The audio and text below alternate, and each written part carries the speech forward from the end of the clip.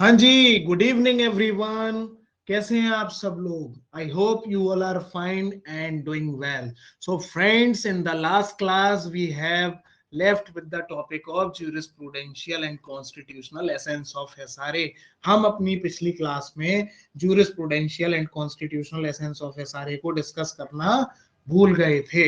तो फ्रेंड्स, आज हम डिस्कस करने वाले हैं jurisprudential and constitutional essence of SRA।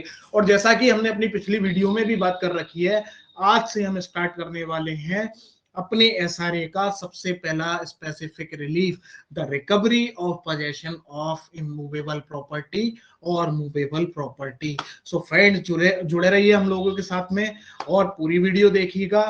आप लोगों को हमारे साथ एसआरए की जर्नी में बहुत ही मजा आने वाला है और ये जर्नी बहुत ही इंटरेस्टिंग होने वाली है। ठीक है फ्रेंड्स, तो चलिए चलते हैं हम आज के अपने टॉपिक की तरफ, jurisprudential and constitutional essence of SRA. But before that मैं देखना चाहूंगा कि हम अपनी लास्ट क्लास में क्या क्या डिस्कस कर चुके हैं। सो हमने अपनी लास्ट क्लास में हिस्टोरिकल बैकग्राउंड देख लिया है, पर्पस के बारे में भी हम बात कर चुके हैं, एसआरए एग्जॉस्टिव है या नहीं इसके बारे में भी हम बात कर चुके हैं, और प्रोसीजरल और सब्सटेंटिव के बारे में भी हम बात कर चुके हैं। साथ ही साथ हमने कुछ लीगल मैगजीम्स भी अपनी पिछली वीडियो में देख रखी है। सो फ्रेंड, जिन लोगों ने हमारी पिछली वीडियोस को नहीं देखा है, उनसे मैं रिक्वेस्ट करना चाहूंगा कि वो हमारी पिछली वीडियोस को देख लें, जिससे आपको आगे आने वाली वीडियोस में समझने में प्रॉब्लम ना हो। ठीक है फ्रेंड्स, तो चलिए चलते हैं हम आज के अपने टॉपिक की तरफ, पहले टॉपिक की तरफ, jurisprudential and constitutional essence of SRA.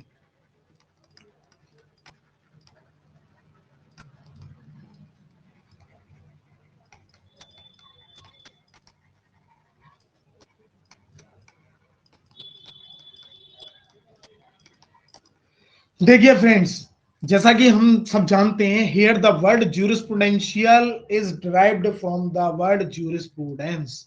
ये जो ज्यूरिस्प्रूडेंशियल वर्ड है, ये डिराइव हुआ है हमारे वर्ड ज्यूरिस्प्रूडेंस से। And the meaning of this word jurisprudence is very clear. Jurisprudence word का मतलब बहुत ही क्लियर है। क्या है मतलब ज्यूरिस्प्रूडेंस का? The meaning of the word jurisprudence is knowledge of law। Knowledge of law. और क्या है इसका मतलब? Wisdom behind law. Wisdom behind law, साथ ही साथ पर्पस ऑफ लॉ। अब देखिएगा फ्रेंड्स, जैसा कि हम सब लोग जानते हैं कि हर लॉ का, हर लेजिस्लेशन का, हर पर्टिकुलर एक्ट का अपने आप में कोई ना कोई पर्पस होता है, और उस पर्पस को रिजॉल्व करने के लिए, उस पर्पस को अचीव करने के लिए वो पर्टिकुलर एक्ट जो है इनेक्ट किया गया होता है। ठीक है फ्रेंड्स, जैसा कि फॉर एग्जांपल अगर हम बात करें पॉक्सो एक्ट की, तो पॉक्सो एक्ट क्या है? POCSO act prevention of childrens from sexual offences act. तो पॉक्सो का नेम से ही, it is very well clear from the name of it. क्या क्लियर हो रहा है? कि ये जो एक्ट है, ये चिल्ड्रंस को सेक्सुअल ऑफेंसेस से प्रिवेंट करने में हेल्पफुल है। तो इस एक्ट का पर्पस क्या है? चिल्ड्रंस को, 18 साल की उम्र से कम के बच्चों को सेक्सुअल ऑफेंसेस से प्रोटेक्ट करने का जो पर्पस है, वो पॉक्सो का पर्पस है, वो एम पॉक्सो का पर्पस है। और उस एम को अचीव करने के लिए ही पॉक्सो का इनेक्टमेंट किया गया था। ठीक है फ्रेंड्स, सिमिलरली हमारे एसआरए का भी एक पर्पस है। और क्या पर्पस है हमारे एसआरए का? तो हमने अपनी लास्ट क्लास में बहुत अच्छे से डिस्कस कर रखा है कि SRA plays a complementary role. And why it plays complementary role? Because the purpose of SRA is very well simple, and very simple. क्या एसआरए का पर्पस है? To provide adequate remedy to an individual. अब देखिएगा friends, जैसा कि हम सब लोग जानते हैं कि जब एसआरए हमारा नहीं था, उससे पहले भी हमारे पास रेमेडी अवेलेबल हुआ करती थी in case of infringement of any legal right. हमारे पास ऑलरेडी रेमेडी थी। सिविल केसेस में हमारे पास रेमेडी थी सीपीसी के अंदर, और क्रिमिनल केसेस में हमारे पास रेमेडी थी क्रिमिनल लॉस के अंदर। लेकिन एसआरए के आ जाने से हुआ क्या, एसआरए के आ जाने से हमको कॉम्प्लीमेंट्री रोल मिल गया। कॉम्प्लीमेंट्री रोल कैसा मिल गया, उसके लिए मैंने अपनी पिछली वीडियोस में डिस्कस करके रखा है, आप पिछली वीडियोस में जाकर उसको देख सकते हैं। लेकिन देखिएगा फ्रेंड्स, जैसा कि मैंने अभी आपको बताया, हर एक्ट का एक पर्टिकुलर पर्पस होता है। अब देखिएगा होता क्या है, जैसे कि हमारी सोसाइटी स्टेगनेंट नहीं है, हमारी सोसाइटी डायनामिक है। दिन पे दिन हमारी सोसाइटी जो है चेंज होती जा रही है। जैसे पहले क्या होता था, पहले हम लोगों के पास मोबाइल ही नहीं होता था, तो हम कैसे बात करते थे, टेलीग्राम भेजते थे, फैक्स करते थे, कुरियर करते थे, चिट्ठियां भेजते थे। लेकिन अब क्या है, धीरे धीरे क्या हुआ, हम लोग इवॉल्व हुए। और फिर क्या हुआ, जब हम इवॉल्व हुए तो इवॉल्व होने के साथ साथ हमारे पास कीपैड वाला सबसे पहले मोबाइल आया। कीपैड वाले मोबाइल से हमको टच स्क्रीन मोबाइल आया। टच स्क्रीन मोबाइल आने के बाद हमारे पास टैबलेट्स आई। टैबलेट्स आने के बाद हमारे पास क्या हुआ, स्मार्टफोन्स आए। तो धीरे धीरे क्या है, हम लोग भी इवॉल्व कर रहे हैं। व्हाट डज इट मीन, इसका मतलब सिंपल है कि हमारी सोसाइटी स्टैटिक नहीं है, हमारी सोसाइटी डायनामिक है। सिमिलरली हमारे लॉज भी स्टैटिक नहीं है, हमारे लॉज भी डायनामिक हैं। पहले हम लोग सती सिस्टम को मानते थे, लेकिन हमने सती प्रथा को जो है एबोलिश कर दिया। पहले हम लोग जो है एडल्ट्री को एज एन ऑफेंस देखा करते थे, लेकिन जैसे जैसे हमारी सोसाइटी इवॉल्व हुई, हमने एडल्ट्री को डीक्रिमिनलाइज कर दिया। ठीक है फ्रेंड्स, तो कहने का मतलब क्या है, कहने का मतलब बहुत ही सिंपल है कि हर कि सोसाइटी हमारी जैसे जैसे चेंज होती जा रही है, वैसे वैसे हमारे लॉज भी चेंज होते जा रहे हैं। सिमिलरली एसआरए क्या करता है, देखिएगा, अब एक चीज देखिएगा, जैसे मैंने भी बताया हमारी सोसाइटी चेंज होती जा रही है। तो जब चेंज होती जा रही है तो सिंपल सी बात है, हमारा जो लीगल सिस्टम है वो मेच्योर होता जा रहा है। और जब हमारा लीगल सिस्टम मेच्योर होता जा रहा है, तो बहुत ही सिंपल कॉन्सेप्ट है क्या, कि a mature legal system endeavours to provide not merely a remedy for every right infringe, rather an adequate remedy. मतलब जैसे जैसे हम चेंज होते जा रहे हैं, हमारी सोसाइटी चेंज होती जा रही है, हमारा लीगल सिस्टम मेच्योर होता जा रहा है, वैसे वैसे क्या हो रहा है, हम लोगों को सिर्फ और सिर्फ रेमेडी के सिर्फ और सिर्फ रेमेडी होने मात्र से ही हमारा पर्पस रिजॉल्व नहीं हो रहा। रादर रेमेडी कैसी होनी चाहिए, रेमेडी होनी चाहिए एडिक्वेट रेमेडी। जिन लोगों को नहीं पता है एडिक्वेट रेमेडी क्या होता है, तो एडिक्वेट रेमेडी का मतलब होता है पर्याप्त रेमेडी।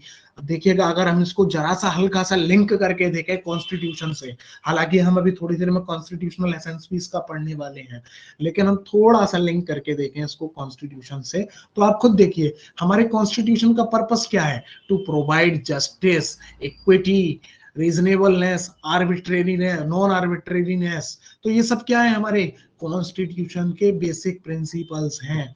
सिमिलरली हमारे एसआरए का क्या पर्पस है, देखिएगा, जब हमारा कॉन्स्टिट्यूशन का पर्पस है टू प्रोवाइड जस्टिस, तो जस्टिस कैसी होनी चाहिए, जस्टिस पर्याप्त होनी चाहिए या फिर सिंपल जस्टिस होनी चाहिए। सिमिलरली हमारे एसआरए में भी रेमेडी कैसी होनी चाहिए, रेमेडी एडिक्वेट रेमेडी होनी चाहिए। और इसीलिए हमारा एसआरए को हमने जो है अपने एसआरए को इनेक्ट किया है, इसलिए to provide an adequate remedy. जैसा कि हम अपनी पिछली क्लास में भी डिस्कस कर चुके हैं, एक लीगल मैगजिम, बहुत ही कॉमन लीगल मैगजिम, ओबी जस इमी रिमेडियम, ओबी जस इबी रिमेडियम, ओबी जस इबी रेमेडियम। सो इसका क्या मतलब होता है, ये हमने अपनी पिछली वीडियो में डिस्कस कर रखा है। Where there is a right where there is a right there is a remedy. मतलब जहां हमारे पास कहीं भी लॉ ने एक राइट क्रिएट करके रखा है, तो लॉ ने हमको उस राइट के इन्फ्रिंज होने पर उसके रिगार्डिंग रेमेडी प्रोवाइड करके रखी है। अब वो रेमेडी कैसी होनी चाहिए? सिंपल रेमेडी होनी चाहिए या एडिक्वेट रेमेडी होनी चाहिए? तो एडिक्वेट रेमेडी होनी चाहिए, और उसी के लिए हमारा एसआरए का इनेक्टमेंट हुआ है। इसी पर्पस के लिए हमने एसआरए को बनाया है। तो what is the jurisprudential essence of our SRA? क्या विजडम है हमारे एसआरए के पीछे? क्या नॉलेज है हमारे एसआरए के पीछे? तो एसआरए के पीछे सिंपल सी नॉलेज है, to provide an adequate remedy for an individual, to an individual. ठीक है फ्रेंड्स, आप लोगों को समझ में आ रहा है? ठीक है, चलिएगा फिर अब हम चलते हैं अपनी कॉन्स्टिट्यूशनल एसेंस की तरफ।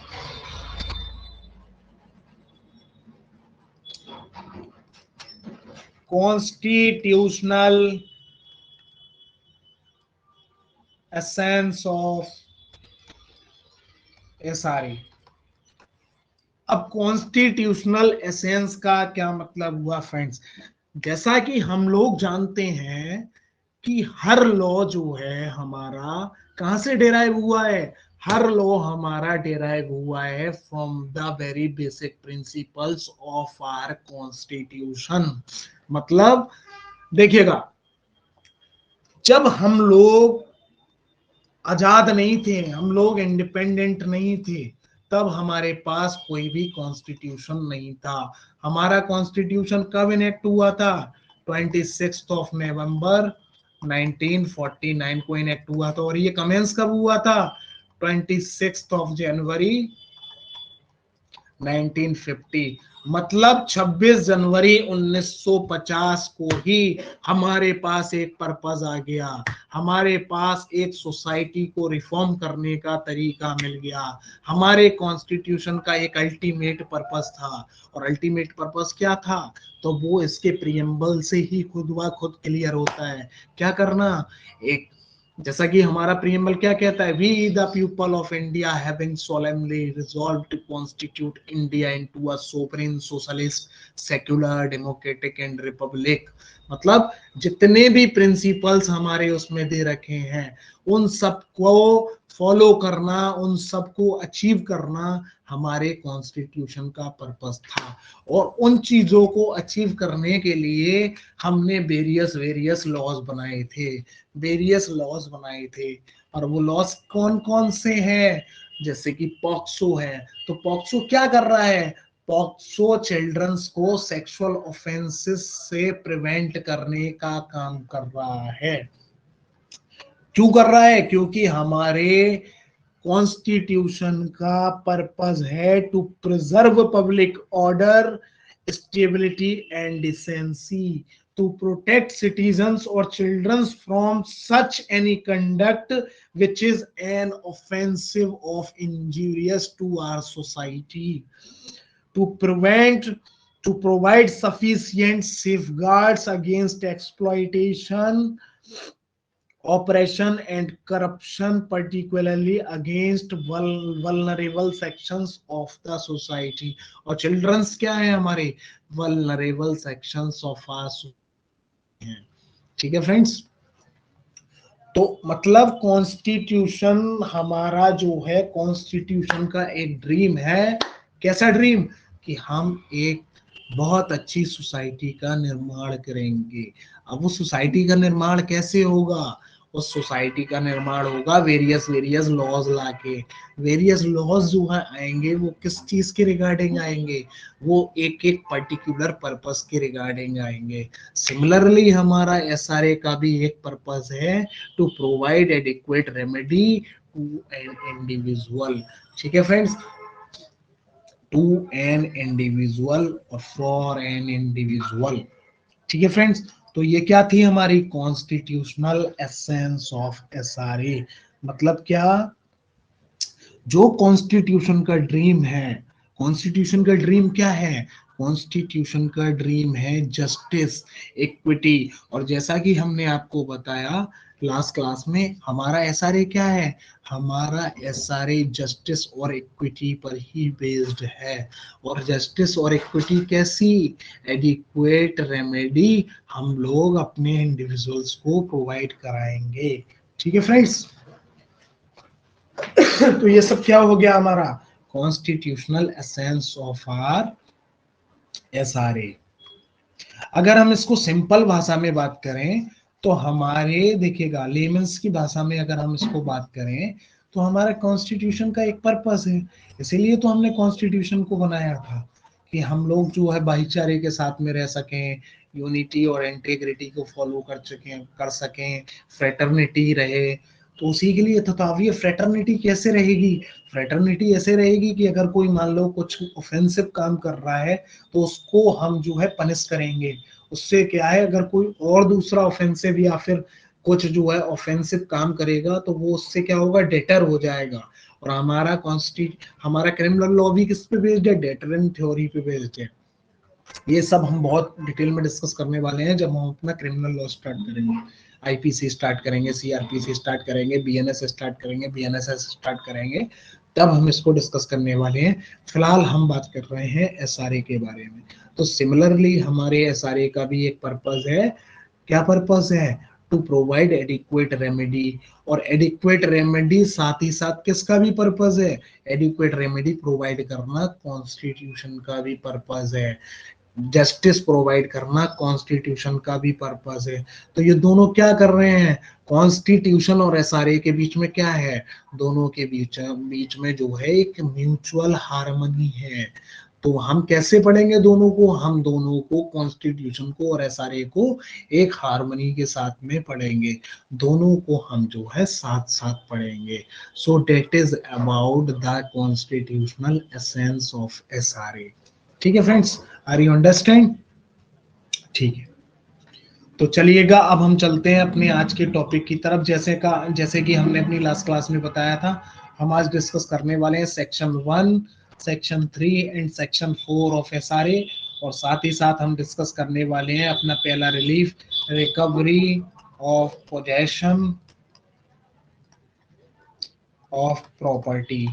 ये जो दे रखा है, ये दे रखा है हमारा सेक्शन 5 to 8 एसआरए में। ठीक है फ्रेंड्स। तो चलिए हम स्टार्ट करते हैं आज का अपना पहला सेक्शन 1 ऑफ एसआरए। देखिएगा, ये है हमारा एसआरए और ये है हमारा सेक्शन 1 ऑफ एसआरए। अब सेक्शन 1 क्या कहता है? तो इसको हम जो है फ्रेंड्स पहले भी डिस्कस कर चुके हैं, लेकिन एक बार हम और डिस्कस कर लेते हैं। लेकिन इससे पहले मैं उन लोगों से कहना चाहूंगा जिन लोगों ने हमारी वीडियोस को नहीं देखा है, पिछली वीडियोस को नहीं देखा है, आप लोग उन वीडियोस को देख लें। और मैं आपको विश्वास दिलाता हूं कि जिस दिन हमारी एसआरए की जर्नी एंड होगी, जिस दिन समाप्त होगी, जिस दिन हमारी सारी क्लासेस हो जाएंगी, आप लोगों को लगेगा कि हाँ, मैंने एसआरए में कुछ सीखा, हाँ, मैंने कुछ पढ़ा। ये मैं आपको विश्वास दिलाना चाहता हूँ गारंटी के साथ में। ठीक है फ्रेंड्स, तो चलिएगा स्टार्ट करते हैं हम आज का अपना पहला सेक्शन 1 ऑफ एसआरए। क्या कहता है सेक्शन 1? हमारा बात करता है शॉर्ट टाइटल, एक्सटेंट और कमेंसमेंट के बारे में। क्या कह रहे हैं ये? दिस एक्ट में be called the specific relief act. इस एक्ट को हम स्पेसिफिक रिलीफ एक्ट 1963 बोलेंगे। मतलब क्या हुआ? मतलब हुआ इस एक्ट का जो पूरा नाम है वो है द स्पेसिफिक रिलीफ एक्ट 1963। तो ये सेक्शन बहुत ही सिंपल सेक्शन है। ठीक है फ्रेंड्स। अगला इसका सबसेक्शन क्या कह रहा है? सबसेक्शन 2 क्या कह रहा है? देखिएगा, जैसा कि मैंने अपनी पिछली वीडियो में भी बताया, ये जो होता है ये सेक्शन होता है और ये जो ब्रैकेट में दे रखा है इसको हम बोलते हैं सब सेक्शन। ठीक है। तो सेक्शन 1 का सबसेक्शन 1 क्या कह रहा है? सेक्शन 1 का सबसेक्शन 1 बोल रहा है दिस एक्ट में be called the specific relief act 1963। और सबसेक्शन 2 क्या कह रहा है? सबसेक्शन 2 बात कर रहा है टेरिटोरियल एप्लीकेबिलिटी के बारे में। टेरिटोरियल एप्लीकेबिलिटी के बारे में। एप्लीकेबिलिटी। और ये क्या कह रहा है? It extends to whole of India, मतलब हमारा एसआरए जो है पूरी की पूरी इंडिया पर लागू होगा। देखिएगा फ्रेंड्स, 2019 में हमारा Jammu and Kashmir reorganisation act जो है कमेंस हुआ है, तो उससे पहले यहाँ पे क्या होता था, यहाँ पे होता था it extends to whole of India except the state of Jammu and Kashmir.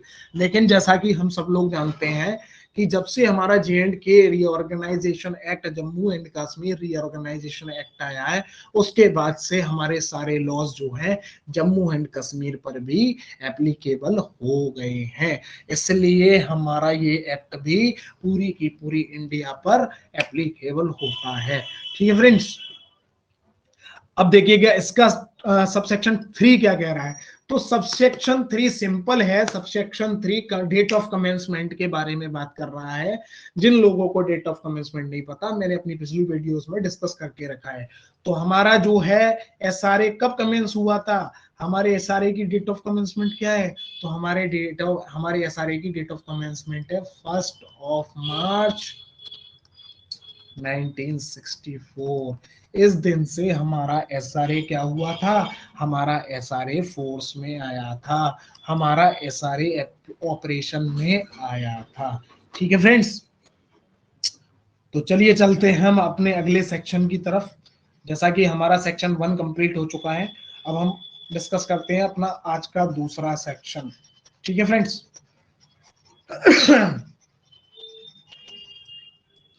देखिए देखिए सेक्शन 2 जो है इसमें डेफिनेशंस दे रखी हैं। तो जैसे जैसे हम इन टर्म्स पे आते जाएंगे वैसे वैसे हम इस सेक्शन को पढ़ते चले जाएंगे। अभी फिलहाल के लिए हम ये सेक्शन 2 नहीं पढ़ रहे हैं, हम सीधा जंप मार के सेक्शन 3 की तरफ जा रहे हैं। तो हमने सेक्शन 1 तो पढ़ लिया, अब हम सेक्शन 3 की तरफ बढ़ रहे हैं। अब देखिएगा सेक्शन 3 क्या कह रहा है। सेक्शन 3 सेविंग्स की बात कर रहा है, सेविंग की बात कर रहा है। तो क्या कह रहा है section 3, except as otherwise provided herein, मतलब इस एक्ट में जो दे रखा है उसके अलावा, nothing in this act shall be deemed to deprive any person of any right to relief other than specific performance which he may have under any contract। अब क्या कह रहे हैं ये, देखिएगा ये जो सेक्शन है ये सेविंग्स की बात कर रहा है। जैसा कि यहाँ पे वर्ड यूज करके रखा है नथिंग, तो ये जो हमारा सेक्शन है ये सेविंग वाला सेक्शन है, ये हमारा सेविंग क्लॉज है। ठीक है, देखिएगा फ्रेंड्स, दो चीजें होती हैं हमारे लॉ में, और ये दो चीजें बहुत हमें कंफ्यूजन क्रिएट करती हैं। एक वर्ड होता है हमारा नथिंग,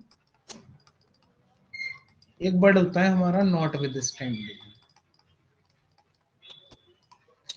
अगर हम लेमेंस की भाषा में, लेमेंस की लैंग्वेज में इनको देखें तो सिंपल सा है। नथिंग क्या होता है, नथिंग होता है हमारे रिश्तेदारों की तरह, क्या जो हमको सेव करके रखता है हर चीजों से। और नॉट विद स्टैंडिंग क्या होता है, नॉट विद स्टैंडिंग होता है हमारे एक्स बॉयफ्रेंड की तरह या हमारे एक्स गर्लफ्रेंड की तरह, जो हमेशा हमसे कन्फ्लिक्ट में आता है। ठीक है फ्रेंड्स, मतलब जिनसे हमें खतरा रहता है, इसीलिए हम उन चीजों पर ओवरराइड कर जाते हैं। अब देखिएगा नथिंग का मतलब होता है सेविंग करना, मतलब किसी पर्टिकुलर चीज को किसी पर्टिकुलर चीज से बचा के रखना। तो यहाँ पे ये क्या सेव कर रहे हैं, यहाँ पे ये सेव कर रहे हैं एनी राइट टू रिलीफ। मतलब कहने का मतलब क्या है, कहने का मतलब सिंपल है, एक मिनट में इसको इरेज कर दूं। कहने का मतलब सिंपल ये है कि अगर मान लो एसआरए के अलावा हमें किसी और पर्टिकुलर एक्ट में, किसी और पर्टिकुलर कॉन्ट्रैक्ट के अकॉर्डिंग हमें कोई और any other right to relief अगर मिल रहा है, तो वो हम क्लेम कर सकते हैं। उसके लिए एसआरए क्या है, उससे हमें एसआरए वांछित डेप्राइव नहीं कर सकता। और ये क्या कर रहे हैं, यहाँ पे सेव कर रहे हैं उसको नथिंग वर्ड यूज करके। So whenever the word nothing has been used in any legislation और in any act, it means it saves certain kinds of rights।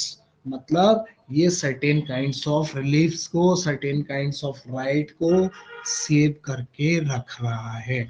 अब देखिएगा हम इस सेक्शन को एक बार ब्रेक करके फिर पढ़ते हैं। ठीक है फ्रेंड्स, हम इस सेक्शन को ब्रेक करते हैं। हम मल्टीपल कलर्स के हाइलाइटर्स यूज करने वाले हैं। देखिएगा आप लोगों के पास बेयर एक्ट होगा, आप लोग भी बेयर एक्ट पे मेंशन करते चलिए। मैं आज फिर कहना चाहूंगा कि जिस दिन आपका एग्जाम आएगा उस दिन आपके पास टाइम नहीं होगा, उस दिन आपके पास हौच पौच हो रही होगी और आप कहेंगे कि सर हमारा दिमाग खराब हो रहा है, मेंटल स्ट्रेस हो रही है, अब हम क्या करें, हमारी हम जो है जो हमने पढ़ा था हम उसको रिकॉल नहीं कर पा रहे। फिर सर क्या कहेंगे, सर सीधा सीधा बोलेंगे अब तो तुम हनुमान चालीसा पढ़ो। क्यों? जब मैंने आपसे बोला था नोट्स प्रॉपरली तैयार कर लो, वीडियोस को अच्छे से देखो, तब आपने मेरी नहीं सुनी। तो अब सीधी सी बात है कि आप हनुमान चालीसा पढ़ो और भगवान के नाम पे पेपर दे के चले आओ, जय माता दी कर करके तुक्के मारी आओ। क्योंकि देखिएगा होता है क्या, एग्जाम टाइम पे हमारे पास ऑलरेडी मेंटल प्रेशर हो रखा होता है कि एक तो टाइम हमारे पास सफिशिएंट होता है, टाइम हमारे पास लिमिटेड होता है, सॉरी। अब उस लिमिटेड टाइम में हमारे पास इतना वाइड सिलेबस है, उसको कैसे कवर करें? तो ये सारी चीजें हमें कैसे, देखिएगा हमें एक स्ट्रेटेजी हर एग्जाम को निकालने के लिए एक स्ट्रेटेजी फॉलो करनी पड़ती है। तो सिंपल सी चीजें आप आज से ही मेहनत करेंगे तभी तो आप जो है आगे आने वाले टाइम में जो है मतलब एक स्ट्रेटेजी फॉलो करके एग्जाम क्रैक कर सकते हैं। अब आप आज से ही जो है मतलब एक लथार्जिक हो रहे हैं, आज से ही आप जो है आलसी बने जा रहे हैं, तो एग्जाम आने पर तो आप क्या होगा, फिर मेंटल स्ट्रेस ही बढ़ेगा कि मेरा ये नहीं हुआ, मेरा वो नहीं हुआ। खैर छोड़िए, ये सब मैं आपको बता सकता हूँ, आपका मन है, आप नोट्स बनाना चाहें तो बना सकते हैं, नहीं बनाना चाहें तो आप नहीं बना सकते हैं। लेकिन मेरी हिसाब से, मेरी अगर आप बात माने तो आप जो है नोट्स को प्रिपेयर करते चलें जैसे जैसे आपको पढ़ाया जा रहा है। सो फ्रेंड चलिएगा, हम पढ़ने वाले थे सेक्शन 3। तो सेक्शन 3 क्या कह रहा है? It is a saving clause. ये हमारा सेक्शन 3 है, ये है saving clause. Saving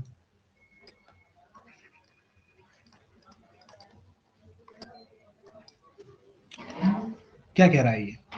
accept as otherwise provided herein. इस एक्ट में जो दे रखा है उसके अलावा, इसका मतलब क्या हो गया, इस एक्ट में जो दे रखा है उसके अलावा। अपनी बेयर एक्ट पे लिखते जाइए अगर बेयर एक्ट है आपके पास तो। Nothing in this act shall be deemed to deprive any person। इतना पढ़ते हैं पहले हम, क्या कह रहे हैं ये? Except as otherwise provided herein, जो इस एक्ट में दे रखा है उसके अलावा। अब जब इन्होंने ये वर्ड यहाँ पे यूज करके रखा है except as otherwise provided herein, जो इस एक्ट में दे रखा है उसके अलावा, तो इससे क्या इम्प्लीकेशन आ रहा है? इससे इम्प्लीकेशन सिंपल सा निकल के आ रहा है कि कुछ ना कुछ इस एक्ट में ऐसा दे रखा है जो हम सेव नहीं कर रहे हैं, उसके अलावा की चीजों को हम सेव कर रहे हैं। अब क्या कह रहे हैं ये? Nothing in this act shall be deemed to deprive any person। इस एक्ट में ऐसा कुछ नहीं है जो किसी पर्सन को वांछित करेगा। वांछित, वांछित हिंदी में डेप्राइव का मतलब होता है वांछित। किसी बंदे को, किसी पर्सन को डेप्राइव करेगा, वांछित करेगा। किससे? Of any right to relief, किसी राइट टू रिलीफ से। ठीक है फ्रेंड्स, किसी राइट टू रिलीफ से। अब साथ ही साथ ये कह रहे, क्या कह रहे हैं? Other than, other than specific performance. मतलब स्पेसिफिक परफॉर्मेंस के केस में आपको डेप्राइव किया जा सकता है। अभी हम एक बार और पढ़ेंगे इसको, सेक्शन को देखिएगा। आगे क्या कह रहे हैं? Which he may have under any contract. ठीक है फ्रेंड्स, एक मिनट, ये वाला मैं यहाँ पे डिफरेंट हाइलाइटर यूज कर ले रहा हूँ, डिफरेंट कलर का, जिससे हमें समझने में आसानी हो। विच ही में हैव अंडर एनी कॉन्ट्रैक्ट। यहाँ पे भी मैं एक डिफरेंट कलर का हाइलाइटर यूज कर ले रहा हूँ। अरे यार ये जो है, चलो मैं एक बार, 1 मिनट मुझे टाइम दीजिए, मैं डिफरेंट कलर का जो है हाइलाइटर से इनको मार्क कर दे रहा हूँ फ्रेंड्स, 1 मिनट का टाइम दीजिए बस।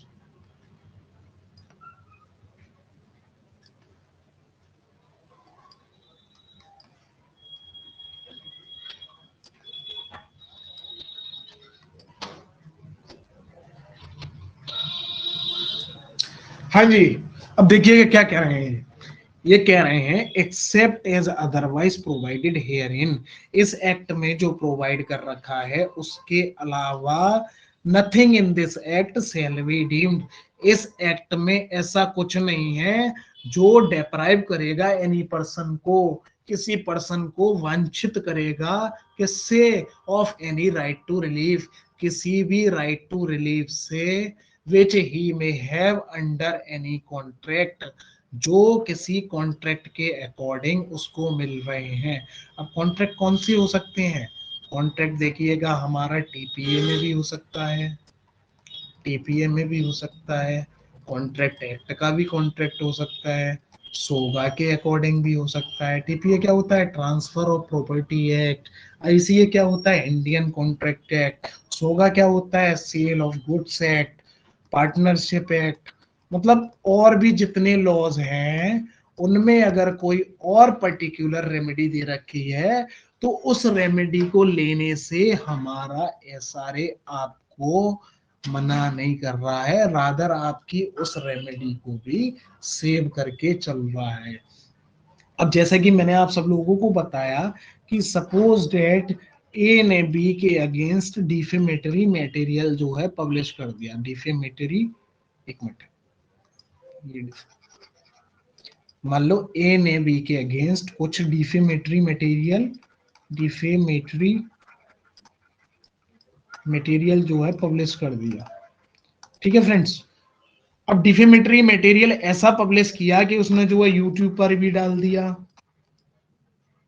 अब मान लो ऐसे समझो ए ने बी के अगेंस्ट जो है डिफेमेटरी मटेरियल जो किया है वो क्या पब्लिश किया, ए ने बी के खिलाफ कह दिया सब जगह कि बी चोर है, बी लोगों का पैसा मार लेता है, बी से व्यापार करोगे तो आपका पैसा मर जाएगा, ठीक है। ए ने क्या किया, बी के अगेंस्ट ये डिफेमेटरी मटेरियल एक कागज पे लिख के यूट्यूब पे भी पब्लिश कर दिया, फेसबुक पे भी पब्लिश कर दिया, इंस्टाग्राम पर भी पब्लिश पब्लिश कर दिया, इंस्टाग्राम और other various various social media पर, सोशल साइट्स पर पब्लिश कर दिया। अब बी को क्या हुआ इसके पब्लिश करने से, बी को भैया लॉस हुआ, बी को डैमेज हुआ। क्या डैमेज हुआ, बी से कोई व्यापार नहीं कर रहा, बी से कोई बात नहीं कर रहा, क्यों नहीं कर रहा, क्योंकि ए ने इसको डिफेम कर दिया। तो अब इसके पास रेमेडी क्या बची, जैसा कि मैंने आपको बताया हमारे एसआरए की ज्यूरिस्प्रूडेंशियल एसेंस है क्या, ubi jus ibi remedium, where there is a right there is a remedy. और यहाँ पर हमारे पास बी के पास क्या राइट है, बी के पास सिंपल राइट है to protect his personal dignity, to protect his individual dignity, to protect his personal liberty, मतलब इसके पास राइट है अपनी डिग्निटी को प्रिजर्व करने का, प्रोटेक्ट करने का, अपनी लिबर्टी को प्रोटेक्ट करने का। ये राइट कहाँ से मिल रहा है, ये राइट हमारा आर्टिकल 21 ऑफ कॉन्स्टिट्यूशन से मिल रहा है। लेकिन अब ये भाई साहब क्या कर रहे हैं, ये भाई साहब इसके उस राइट को वायलेट कर रहे हैं। तो सिंपल सी बात है, जब ये इसके राइट को वायलेट कर रहे हैं तो इसके पास रेमेडी अवेलेबल होगी। तो वो रेमेडी अवेलेबल क्या है इसके पास, देखिएगा इसके पास पहली जो रेमेडी अवेलेबल है वो ये है, ये ए से डैमेजेस क्लेम कर सकता है। डैमेजेस जैसा कि मैंने आपको पिछली वीडियोस में भी बताया, दो वर्ड होते हैं हमारे पास, एक होता है डैमेज, एक होता है डैमेजेस। यहाँ पर डैमेज का मतलब होता है लॉस, जो आपको उस चीज से लॉस हुआ। यहाँ पे ए को बी को क्या लॉस हुआ, ए के इस पर्टिकुलर एक्ट से बी को लॉस हुआ, उससे कोई व्यापार नहीं कर रहा, उससे कोई बात नहीं कर रहा। और यहाँ डैमेजेस का मतलब होता है कॉम्पनसेशन, मतलब आपकी वजह से जो मुझे लॉस हुआ है उसको अब आप कॉम्पनसेट करेंगे, ठीक है फ्रेंड्स। उसको आप जो है मुझे कॉम्पनसेट करेंगे। तो ए, अब बी के पास क्या राइट है ए के अगेंस्ट? बी के पास राइट है, वो उससे डैमेजेस क्लेम कर सकता है। वो डैमेज कहाँ क्लेम करेगा? डैमेजेस क्लेम करेगा टॉर्ट के अंदर। ठीक है फ्रेंड्स, ये सब जब हम टॉर्ट पढ़ेंगे ना तब पढ़ेंगे बहुत अच्छे से। तो डैमेजेस टॉर्ट के अंदर ये है क्लेम कर सकता है। सेकंड, दूसरा इसके पास राइट क्या है? दूसरा इसके पास रिलीफ क्या है? इसके पास दूसरा रिलीफ है, ये भी को ए को प्रोसिक्यूट कर सकता है, क्रिमिनली प्रोसिक्यूट कर सकता है, प्रोसिक्यूट भी कर सकता है। कहाँ प्रोसिक्यूट कर सकता है? आईपीसी के सेक्शन 499 और 500 के अकॉर्डिंग, डिफेमेशन के लिए। ठीक है, और साथ ही साथ ये हमारे एसआरए में क्या कर सकता है? ए के अगेंस्ट इंजंक्शन का सूट भी कर सकता है। इंजंक्शन क्या होता है ये हम बहुत डिटेल में डिस्कस करने वाले हैं। ये बहुत ही इंपॉर्टेंट स्पेसिफिक रिलीफ है हमारे एग्जाम पॉइंट ऑफ व्यू से। तो इंजंक्शन का मतलब आप सिंपल अभी ये समझ लो, स्टे। लेमैन की लैंग्वेज में हम कहते हैं ना कि वो स्टे ले आया, तो इसका मतलब क्या होता है? टू प्रिवेंट करना। तो ए के अगेंस्ट इंजंक्शन की डिक्री का मतलब हो गया, कोर्ट ये बोल देगा ए से कि भाई आपने जो डिफेमेटरी मटेरियल ए बी के अगेंस्ट पब्लिश कर रखे हैं जगह जगह पर, उनको सबको डिलीट करो और आगे से आप इस तरीके से इसको डिफेम नहीं कर सकते। अब देखिएगा फ्रेंड्स, हमारे पास तीन राइट है, बी के पास तीन राइट है। एक ये डैमेजेस क्लेम कर सकता है टॉर्ट के अंडर, दूसरा ये बी को प्रोसिक्यूट कर सकता है कहाँ? 499 सेक्शन 499 और 500 में। तीसरा इसके पास ये रिलीफ है एसआरए के अंदर, साथ में ये रिलीफ ऑर्डर 39 सीपीसी में भी दे रखा है। तो इसके पास ये रिलीफ है क्या? इंजंक्शन का, ये है एसआरए के अंदर। तो अब ये क्या कह रहे हैं सेक्शन 3 में? क्या कह रहे हैं? ये सेक्शन 3 में ये कह रहे हैं इस एक्ट में अगर कुछ दे रखा है तब तो ठीक है, अगर इस एक्ट में कुछ नहीं दे रखा है, उसके अलावा अगर कहीं और किसी एक्ट में किसी पर्टिकुलर राइट, किसी पर्टिकुलर इंडिविजुअल को कोई और अदर राइट टू रिलीफ दे रखा है, तो हमारा एसआरए उसको उस राइट से डेप्राइव नहीं कर सकता, उस रेमेडी से डेप्राइव नहीं कर सकता। तो यहाँ पे क्या रेमेडी दे रखी है? बी के पास रेमेडी है, वो डैमेजेस भी क्लेम कर सकता है। तो ये यहाँ पे बी के इस वाली रेमेडी को प्रोटेक्ट कर रहे हैं, इन रेमेडीज को प्रोटेक्ट कर रहे हैं कि मतलब वो एसआरए में तो इंजंक्शन क्लेम कर ही सकता है, साथ ही साथ अदर लॉज में भी वो other types of remedy claim कर सकता है। ठीक है फ्रेंड्स, तो हमारा सेक्शन 3 जो है वो इस बारे में बात कर रहा है। Okay friends, are you understand? समझ में आ रहा है आप लोगों को? यार एक दो बार कमेंट तो कर दिया करो यार, इससे क्या है हमें भी जो है ना मोटिवेशन मिलता है भाई लोगों, हम भी इंसान है। कमेंट तो कर दिया करो, हम लोगों को भी जो है मोटिवेशन मिलेगा। हाँ जी अमन, कहाँ हैं आप? सो रहे हैं क्या? क्लास कर रहे हैं? हाँ जी, तो ये क्या कह रहे हैं? Nothing in this act shall be deemed to deprive any person of any right to relief other than specific performance. अब जैसा कि इन्होंने यहाँ पे मेंशन करके रखा है, नथिंग इन दिस एक्ट, वो sorry, except as otherwise provided herein, मतलब इस एक्ट में जो दे रखा है उसके अलावा। तो जब ये वाली बात कह रहे हैं कि इस एक्ट में जो दे रखा है उसके अलावा, मतलब इस एक्ट में कुछ ना कुछ ऐसा तो दे रखा है जिसके लिए हम अदर राइट्स को, अदर रिलीफ्स को के अंदर नहीं जा सकते। तो वो कहाँ दे रखा है?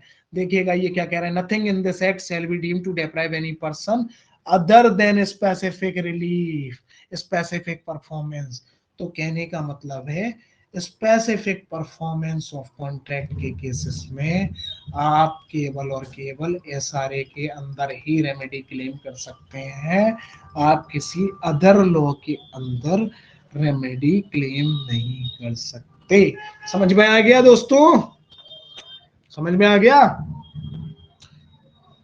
हाँ जी शक्तिमान, है कोई यहाँ पे शक्तिमान? समझ में आ गया? ठीक है फ्रेंड्स, अमन जी सो गए? चलिए, अब देखिएगा ये दूसरे क्लॉज में क्या कह रहे हैं, सेकंड क्लॉज में ये क्या कह रहे हैं, इसको मैं जरा इरेज कर देता हूं। फर्स्ट क्लॉज फर्स्ट देखिएगा, देखो जैसा कि मैंने अभी आपको बताया, जो 1 2 3 करके दे रखा होता है वो होता है सबसेक्शन, और ये जो ABCD करके दे रखा होता है इसको हम बोलते हैं क्लॉज। ठीक है, तो सेक्शन 3 का क्लॉज ए क्या कह रहा था, सेक्शन 3 का क्लॉज ए ये कह रहा है कि आप किसी भी पर्सन को, मतलब SRA किसी भी पर्सन को, उसके अगर उसके राइट इन्फ्रिंज हुआ है और कोई रिलीफ जो है उसको अदर एक्ट में भी मिल रहा है, तो उन अदर एक्ट में भी वो रिलीफ क्लेम कर सकता है। SRA उसको उसके उन अदर रिलीफ्स को जो है उसके अदर रिलीफ से उसको जो है डेप्राइव नहीं कर सकता। ठीक है, अब यहाँ पे अंडर एनी कॉन्ट्रैक्ट का मतलब मैं आपको बता चुका हूँ, चाहे वो रिलीफ जो आपको TPA में मिल रहा है, अदर रिलीफ जो है कॉन्ट्रैक्ट में मिल रहा है। अब कॉन्ट्रैक्ट में क्या मिलता है, सपोज डेट किसी दो बंदे के बीच में कॉन्ट्रैक्ट हुआ और उसने ब्रीच कर दिया, तो आप कॉन्ट्रैक्ट एक्ट के अकॉर्डिंग क्या कर सकते हैं, कॉन्ट्रैक्ट एक्ट के अकॉर्डिंग आप जो है उस ब्रीच के रिगार्डिंग डैमेजेस क्लेम कर सकते हैं अंडर सेक्शन 73 ऑफ ICA। ठीक है, और साथ ही साथ आप क्या कर सकते हैं SRA के अंदर, साथ ही साथ हम SRA के अंदर जो है स्पेसिफिक परफॉर्मेंस ऑफ कॉन्ट्रैक्ट भी करा सकते हैं। ठीक है फ्रेंड्स, लेकिन ये यहाँ क्या कह रहे हैं, स्पेसिफिक परफॉर्मेंस ऑफ कॉन्ट्रैक्ट के रिगार्डिंग SRA एक एग्जॉस्टिव लॉ है। अगर आप SRA के अंदर स्पेसिफिक परफॉर्मेंस ऑफ कॉन्ट्रैक्ट कराते हैं तो आप किसी और अदर एक्ट में किसी और अदर रिलीफ के रिगार्डिंग नहीं जा सकते। ठीक है फ्रेंड्स, आर यू अंडरस्टैंड। अब देखते हैं हम हमारा क्लॉज बी क्या कह रहा है, nothing in this act shall be deemed to affect the operation of Indian registration act 1908 on documents. अब हमारा देखिएगा, इसमें एक चीज मैं आपको बता दूं, ये जो हमारा जो इसमें वर्ड यूज करके रखा है ना इंडियन, इसमें जो हमारा ये जो वर्ड यूज करके रखा है सेक्शन 4 में, सेक्शन 3 में ये जो हमारा वर्ड यूज करके रखा है इंडियन, ये इसको हमारी 8th लॉ कमीशन में, 8th लॉ कमीशन ने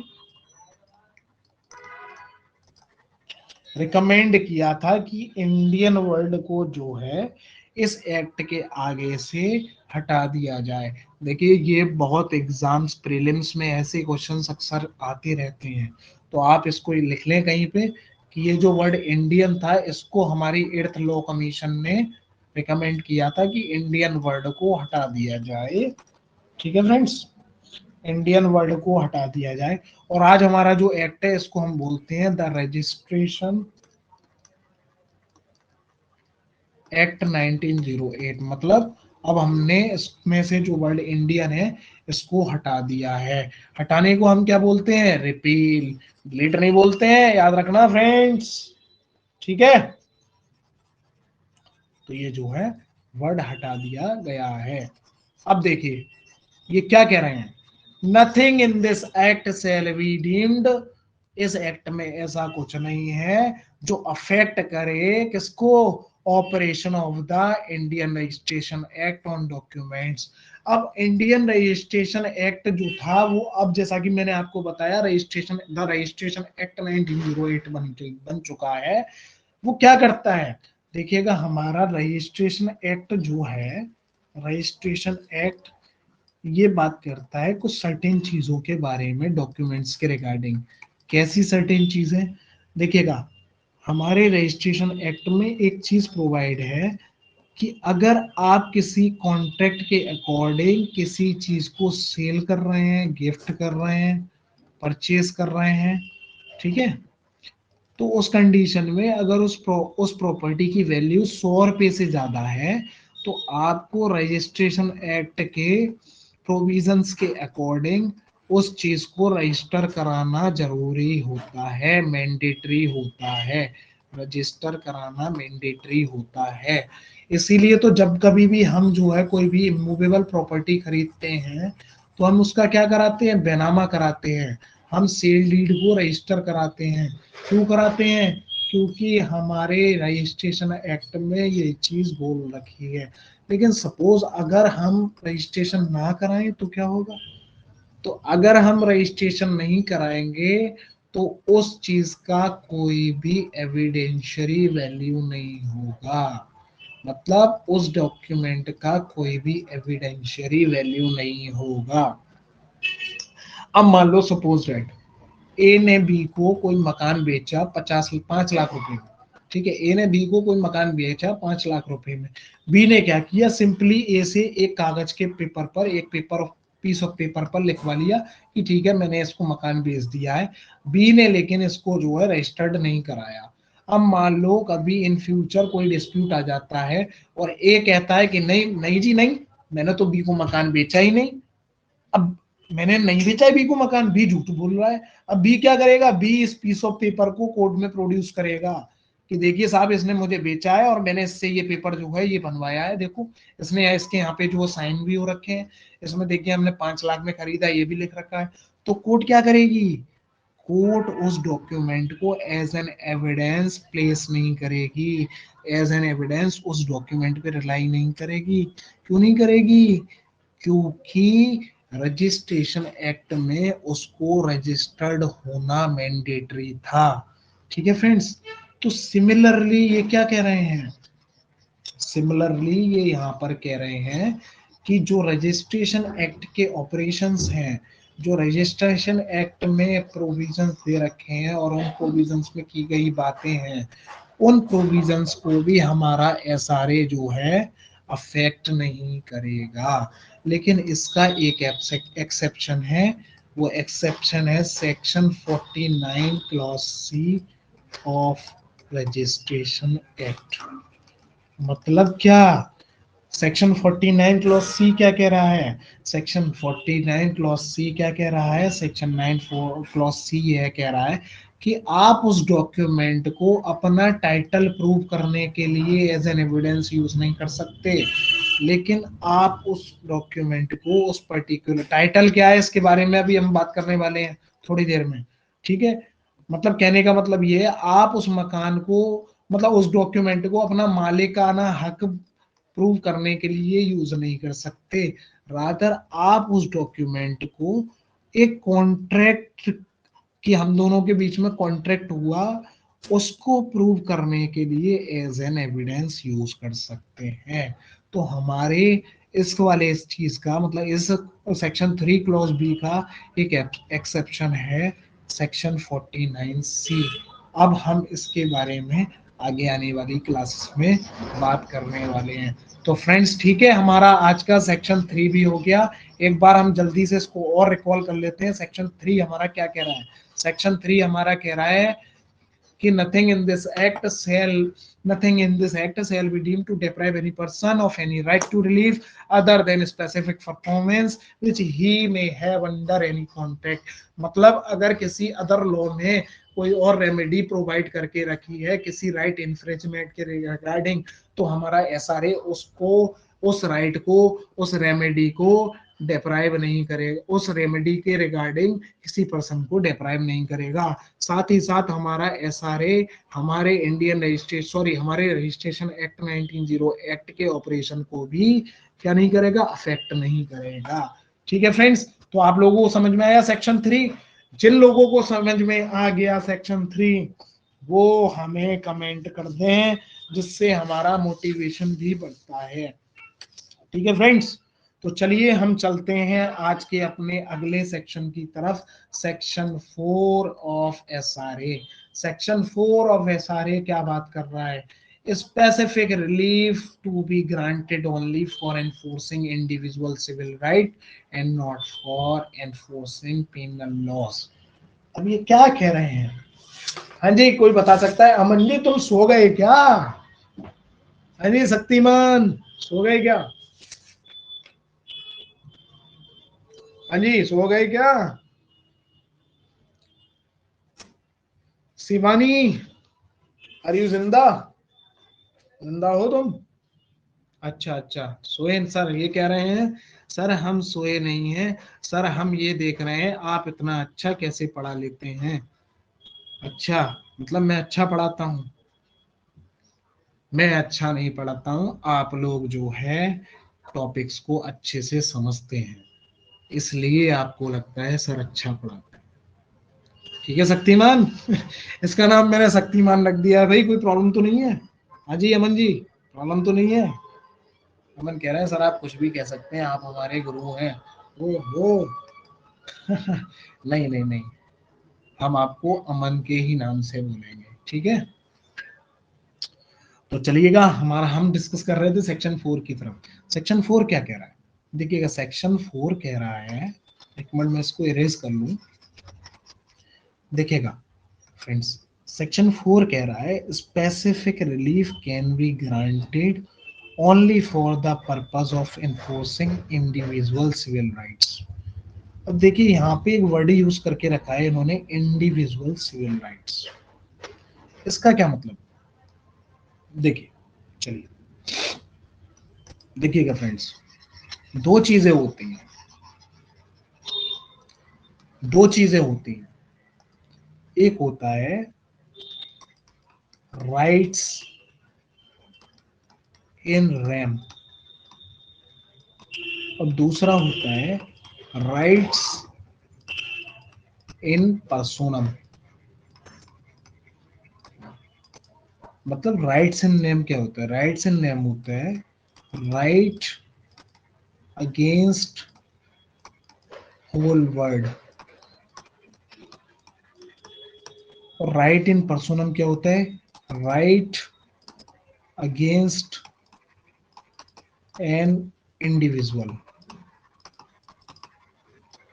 दोनों में क्या डिफरेंस है? आप इनको नोट डाउन करते रहिएगा। दोनों में डिफरेंस क्या है फ्रेंड्स? देखिएगा, दोनों में डिफरेंस है। पहले, सबसे पहले हम बात करते हैं राइट्स इन पर्सोनम की। राइट्स इन पर्सोनम, सबसे पहले हम बात करते हैं राइट्स इन पर्सोनम के बारे में। अब जैसे सपोज डेट ए एक कस्टमर है, ठीक है, और बी एक शॉपकीपर है। ए क्या करता है? बी जो है एक शॉपकीपर है और इसकी इलेक्ट्रिक एप्लियंसेस की एक शॉप है। एप्लियंसेस की एक शॉप है। इलेक्ट्रिक एप्लियंसेस समझते हैं आप? टीवी, फ्रिज, फ्रिज फ्रिज को हम रेफ्रिजरेटर बोल रहे हैं लेकिन हम यहाँ फ्रिज लिख देते हैं। एसी, एयर कंडीशनर, ये सब बी जो है सेल करता है। अब ए क्या करता है? ए बी के पास जाता है और बी से कहता है भैया मुझे एक टीवी परचेज करना है, एक एलईडी परचेज करनी है 44 इंचेस 42 इंचेस की, आप मुझे दिखा सकते हैं? अब ये भाई साहब क्या करते हैं? बी, ये कहते हैं हाँ सर बिल्कुल हम आपको दिखा सकते हैं। अब बी ने क्या किया? इनको एलईडी दिखाई। अच्छा, ए ने एक चीज और बोली थी, सर मुझे सिर्फ और सिर्फ सोनी कंपनी की एलईडी परचेज करनी है, सोनी ब्रेविया की एलईडी परचेज करनी है। तो बी क्या कहते हैं? हाँ जी सर, आइए हम आपको सोनी कंपनी की 42 इंचेस की एक बहुत बेहतरीन एलईडी आपको दिखाते हैं। लेकिन होता क्या है? बी इनको, ए को, ये भाई साहब झूठ बोलकर, फ्रॉड कमिट कर कर, उनको मिस रिप्रेजेंट करके एक लोकल एलईडी जो होती है उस पे सोनी का जो है मार्क चिपका कर उनको दे देते हैं। कहते हैं सर ये 42 इंचेस की सोनी ब्रेविया कंपनी की एलईडी है, ठीक है।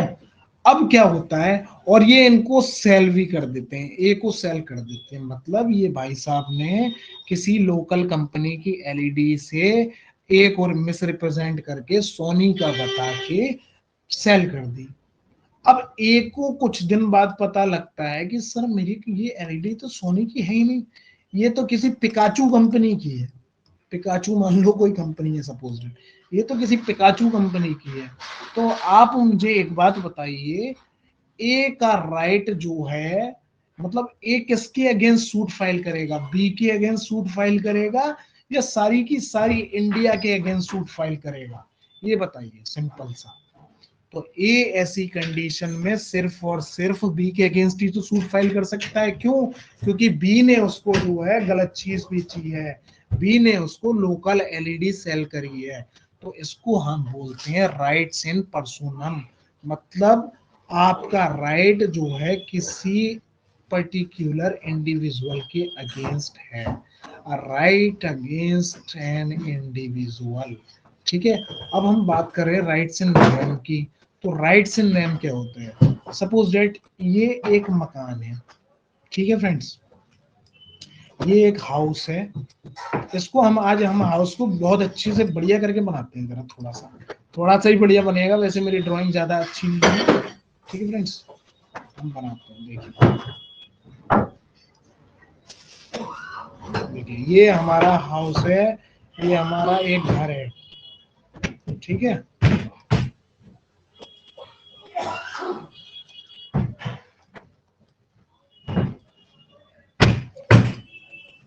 ये हो गया हमारा घर, ठीक है फ्रेंड्स। अब इसके जो ओनर हैं, इसके ओनर हैं रामू काका, रामू काका, ठीक है। अब एक बात बताइए आप मुझे, रामू काका जब इसके मालिक हैं, ठीक है, इसके ओनर हैं, तो इनके पास जो राइट है कि इस प्रॉपर्टी पे कोई और कब्जा नहीं कर सकता, कोई और इस प्रॉपर्टी पे पोजेशन नहीं ले सकता। वो राइट इनका जो है किसी एक पर्टिकुलर इंडिविजुअल के अगेंस्ट है, सारी की सारी दुनिया के अगेंस्ट है, सारी की सारी इंडिया के अगेंस्ट है, सारी की सारी दुनिया के अगेंस्ट है ना, कि भाई मैं मालिक हूं तो कब्जा मेरा ही तो होगा, दूसरे का कब्जा कैसे हो सकता है। इसीलिए ये इनका राइट, इनका कैसा राइट है, ये राइट इनका है राइट इन रेम, ठीक है फ्रेंड्स। तो आपको समझ आ गया राइट इन रेम का क्या मतलब होता है, राइट इन पर्सोनम का क्या मतलब होता है। तो अब ये हमारे सेक्शन 4 में क्या कह रहे हैं, ये हमारे सेक्शन 4 में कह रहे हैं specific relief can be granted only for the purpose of enforcing individual civil right. मतलब आप स्पेसिफिक रिलीफ केवल और केवल राइट्स इन पर्सोनम के केस में, राइट्स इन पर्सोनम के केस में क्लेम कर सकते हैं, ठीक है फ्रेंड्स। राइट्स इन पर्सोनम के केस में आप क्लेम कर सकते हैं, आप किसी और अदर राइट्स के, आप राइट्स इन रैम के केस में जो है स्पेसिफिक रिलीफ क्लेम नहीं कर सकते, ठीक है फ्रेंड्स। और दूसरी चीज ये और कह रहे हैं, क्या कह रहे हैं, and not for the mere purpose of enforcing penal law. मतलब कहने का मतलब ये है कि आप स्पेसिफिक रिलीफ को किसी के अगेंस्ट एफआईआर लॉन्च कराने के लिए यूज नहीं कर सकते। सो आर यू अंडरस्टैंड फ्रेंड्स, समझ आ गया आपको सेक्शन 4। देखिए प्रीलिम्स में इनसे क्वेश्चंस आते हैं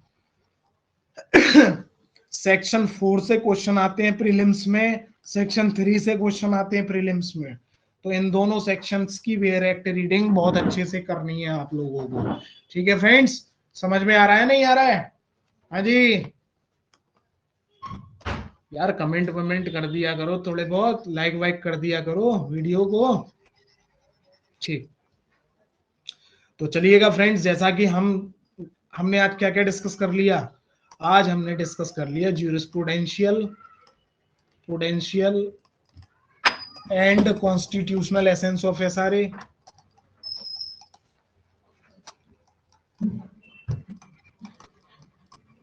साथ ही साथ हमने आज सेक्शन 1 भी डिस्कस कर लिया, सेक्शन 3 भी डिस्कस कर लिया, सेक्शन 4 भी डिस्कस कर लिया, ठीक है। तो अब हम चलते हैं आज के अपने अगले टॉपिक की तरफ, और आज का हमारा अगला टॉपिक है पहला स्पेसिफिक रिलीफ, हमारे स्पेसिफिक रिलीफ एक्ट 1963 का पहला स्पेसिफिक रिलीफ।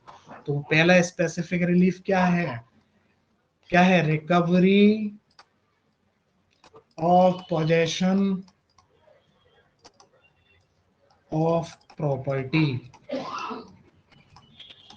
देखिएगा ये हमारे एसआरए का सबसे पहला स्पेसिफिक रिलीफ है, और ये हमारा जो रिलीफ है ये दो चीजों के रिगार्डिंग है। पहला फॉर इमूवेबल प्रॉपर्टी,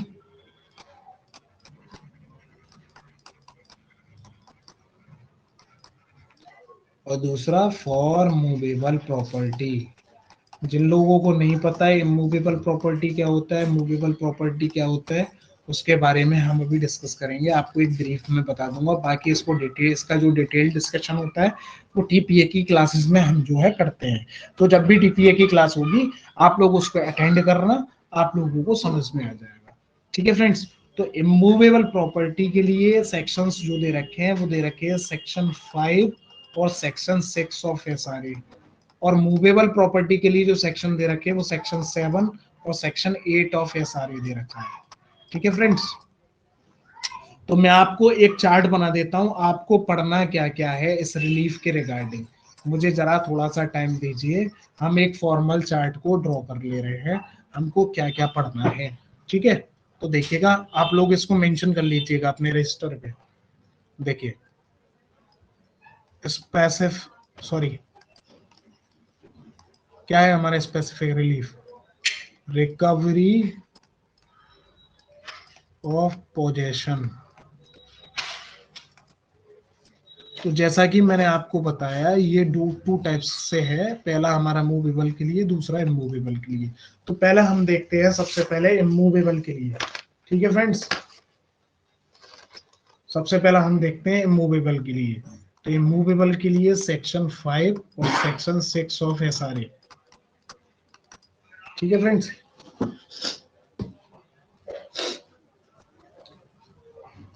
ये होता है हमारा इमूवेबल प्रॉपर्टी के लिए।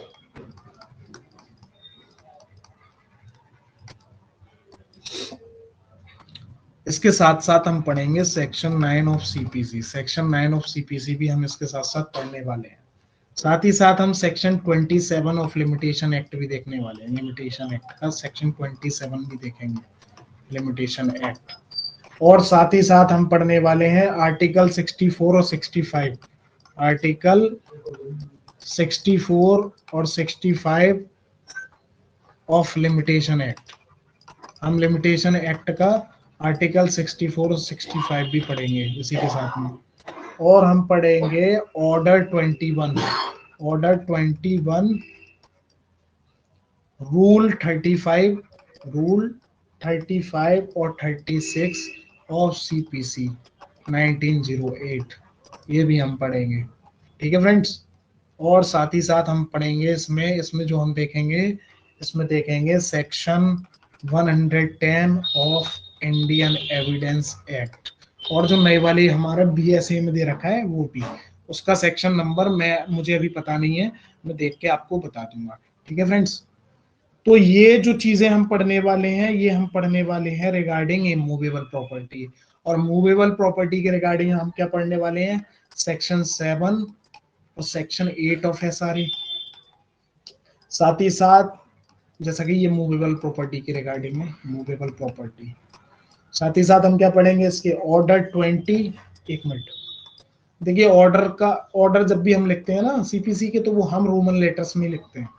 ऑर्डर 20 ऑफ सीपीसी, ऑर्डर 20 का rule 10 of CPC.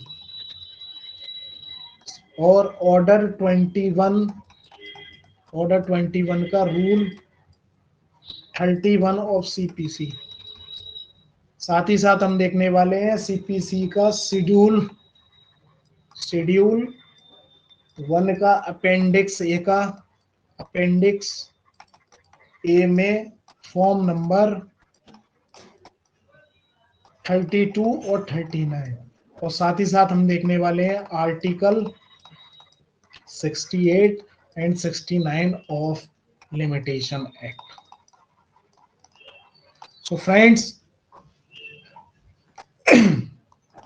So friends, recovery of possession जैसा कि हमारा पहला स्पेसिफिक रिलीफ है, तो इसके रिगार्डिंग हम इतने सारे प्रोविजंस को कवर करने वाले हैं। और रिकवरी ऑफ पोजेशन को कंप्लीट करने में हमारी करीब 3 to 4 क्लासेस जो है लग जाएंगी। ठीक है फ्रेंड्स। तो आप सब लोग इसको नोट डाउन कर लीजिएगा जिससे हम आगे बढ़ सकें। मैं आपको 10 सेकंड का टाइम दे रहा हूं, आप लोग इसको नोट डाउन कर लीजिएगा।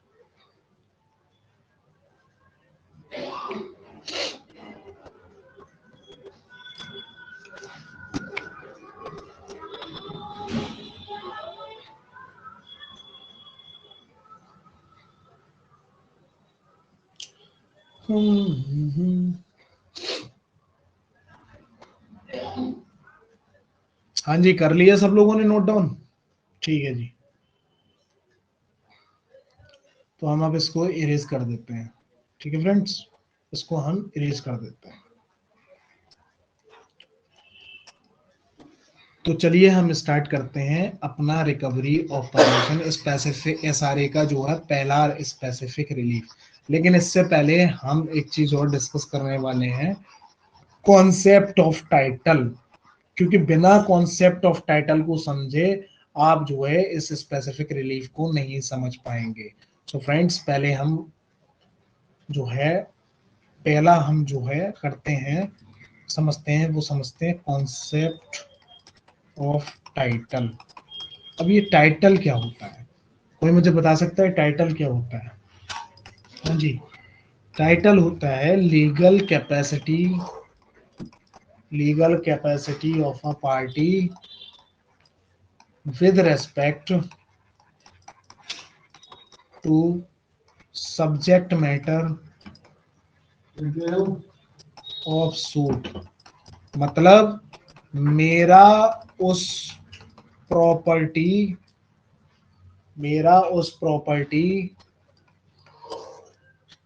के साथ क्या रिलेशन है, मेरा उस प्रॉपर्टी के साथ क्या रिलेशन है, के साथ क्या रिलेशन है, क्या रिलेशन है। अब जैसे सपोज डेट, फॉर एग्जांपल, मैं इसको नीचे कर दे रहा हूँ, ठीक है फ्रेंड्स, आप लोग लिख लीजिएगा इसको। अब जैसे सपोज डेट मेरा मकान है, ठीक है, ये मेरा हाउस है, ठीक है। अब ये मेरा हाउस है, मैं इसका मालिक हूं, तो मेरा इसमें टाइटल क्या है? मेरा इसमें टाइटल है ओनर। मैं इसका मालिक हूं, ओनर ही तो हूं मैं। तो मेरा इस प्रॉपर्टी के साथ में क्या रिलेशन है? मेरा इस प्रॉपर्टी के साथ में रिलेशन है कि मैं इसका ओनर हूं। So owner is the title here. मतलब इस पर्टिकुलर प्रॉपर्टी के साथ में मेरा क्या रिलेशन है। सिमिलरली, अगर मान लो मैं एक किराए के मकान में रह रहा हूं, ठीक है, मैं एक किराए के मकान में रह रहा हूं, तो अब मेरा इस पे क्या टाइटल है, मेरा इस प्रॉपर्टी के साथ में क्या रिलेशन है? आप लोग बताइए, कमेंट करके बताइए। मैं क्यों इस मकान में रह रहा हूं? तो मैं इस मकान में रह रहा हूं क्योंकि मैं टेनेंट हूं। तो यहां पर मेरा जो है टाइटल क्या है? टेनेंट है। मेरे पास क्या है? पजेसरी राइट है। इसको पजेस करने का राइट मेरे पास है। So here tenant possessory right is my title. Tenant is my title. मतलब टाइटल क्या होता है? मेरा उस पर्टिकुलर प्रॉपर्टी के साथ में क्या रिलेशन है। समझ गए फ्रेंड्स? जैसे मेरे पास मकान है तो मैं उस मकान का मालिक हूं, तो ओनरशिप इज माय टाइटल। मैं उस मकान में किराए पर रह रहा हूं, तो मेरे पास पजेसरी राइट है, तो पजेसरी राइट इज माय टाइटल। ठीक है फ्रेंड्स? अब देखिएगा, टाइटल जो है हमारा वो दो तरीके से हो सकता है। Title can be of two types. इसको मैं रेज कर दूं?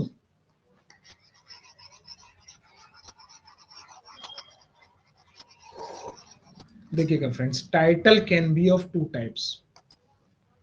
Title can be of two types. First one is by ownership. मतलब मालिक होने से क्या क्या टाइटल होते हैं।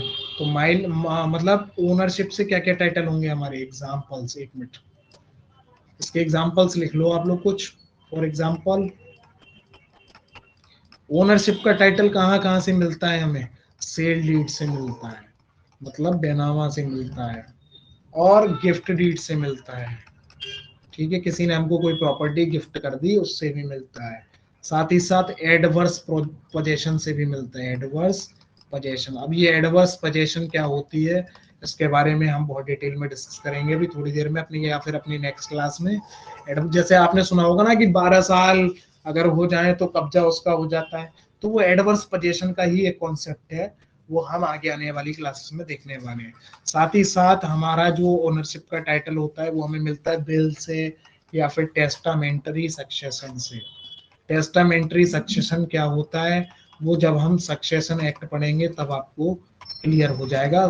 साथ ही साथ मैं ब्रीफ में आपको बता दूंगा, टेस्टामेंटरी सक्सेशन का मतलब होता है कि अगर आपके आपके मतलब आपके फेवर में कोई किसी ने बिल बना के रखी है और वो बंदा मर जाता है तो वो प्रॉपर्टी आपको सक्सेशन में मिल जाती है, तो उसी को हम बोलते हैं टेस्टामेंटरी सक्सेशन। मतलब बिल के द्वारा, किसी वसीयत के द्वारा मिली गई संपत्ति को हम बोलते हैं टेस्टामेंटरी सक्सेशन। साथ ही साथ हमारा होता है इंटेस्टेट सक्सेशन। अब ये इंटेस्टेट सक्सेशन क्या होता है, तो ब्रीफ में मैं आपको बता देता हूँ। इंटेस्टेट सक्सेशन का मतलब होता है कि अगर मान लो कोई एक बंदा बिना वसीयत के मर गया, जैसे सपोज डेट अगर किसी के फादर मर जाते हैं, किसी के फादर की डेथ कॉज हो जाती है, तो उस केस में क्या होता है, उसको जो है सक्सेशन में प्रॉपर्टी मिलती है। तो वो प्रॉपर्टी कैसी होती है, इंटेस्टेट सक्सेशन। साथ ही साथ हमें ओनरशिप का टाइटल मिलता है एक्सचेंज से। मान लो मेरे पास एक मकान है, किसी दूसरे के पास एक मकान है, उसने मुझसे एक्सचेंज कर लिए कि भैया तुम अपना मकान मुझे दे दो और मेरा मकान आप रख लो, तो वहां से मुझे क्या मिल जाता है, ओनरशिप का टाइटल। अब दूसरी चीज होती है विदाउट ओनरशिप। ठीक है, विदाउट ओनरशिप। अब विदाउट ओनरशिप को हम बोलते हैं पोजेसरी टाइटल। अब पोजेसरी टाइटल के एग्जांपल्स लिख लो आप जरा, ये कैसे कैसे हमको मिलती है। पोजेसरी टाइटल हमको कैसे कैसे मिलता है, पोजेसरी टाइटल हमको मिलता है बाय लीज। लीज से मिलता है, लीज आप सब लोग जानते होंगे, जो किरायानामा होता है उसको हम लीज बोलते हैं।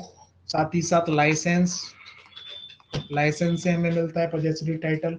राइट टू लियन से मिलता है हमें right to lien. Right to lien को हम पढ़ेंगे जब हम मुस्लिम लॉ पढ़ेंगे, मुस्लिम वुमेन्स का होता है। ठीक है, बाकी मैं ब्रीफ में आपको बता दूंगा राइट टू लियन क्या होता है। यूसुफ्रक्टरी मॉर्गेज, यूसुफ्रक्टरी मॉर्गेज से भी हमें ये मिलता है मॉर्गेज, इससे भी हमें मिलता है क्या, पजेसरी टाइटल। साथ ही साथ लाइफ एस्टेट से भी हमको पजेसरी टाइटल मिलता है। So these are some examples of possessory title and these are some examples of title by ownership. ठीक है फ्रेंड्स, तो आप इन सब चीजों को लिख लीजिएगा। और इसी के साथ साथ आज की हमारी क्लास एंड होती है, आज की हमारी क्लास को हम समाप्त करते हैं। ठीक है फ्रेंड्स, बाकी कल से हम जो फॉर्मल डिस्कशन करने वाले हैं, कल की अपनी क्लास से हम फॉर्मली डिस्कस करने वाले हैं सेक्शन 5 टिल सेक्शन 8। मतलब पहला एसआरए का पहला रिलीफ, पहला रिलीफ कौन सा, recovery of possession of property. ठीक है, तो इसी के साथ में मैं अलविदा लेता हूं, आप सब लोगों को अलविदा कहना चाहता हूं और आप सब लोगों से विदा मांगता हूं। ठीक है फ्रेंड्स, लेकिन उससे पहले मैं आप सब लोगों से एक बात कहना चाहूंगा, आपको ये सब वीडियोस पसंद आ रही हैं, आपको एसआरए की जर्नी में मजा आ रहा है, एसआरए के कॉन्सेप्ट्स आपको समझ आ रहे हैं, तो प्लीज मेरी वीडियो को एक बार लाइक कर लें, सब्सक्राइब कर लें और बेल आइकन को प्रेस कर लें, जिससे कि जब जब जैसे जैसे हमारे चैनल पे वीडियोस पड़ती जाए आप लोगों को नोटिफिकेशन उसका मिलता रहे। और साथ ही साथ जो लोग बड़े बड़े कोचिंग्स का जो है फीस को अफोर्ड नहीं कर पा रहे हैं, उन लोगों को भी जो है बेनिफिट मिल जाए हमारी क्लास से। ठीक है फ्रेंड्स, तो इसी के साथ हम चलते हैं। Bye bye friends, all the best, God bless you all of you, bye bye.